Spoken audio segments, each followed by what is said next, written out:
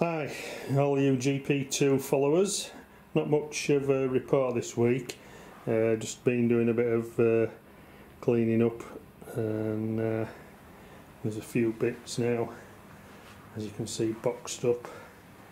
It's slowly being stripped down, and other jobs to do in here.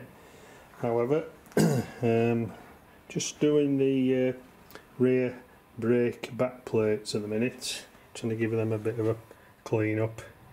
They're all painted, both sides, so a bit of paint stripper and a good clean up with a wire brush and sanding them off and what have you.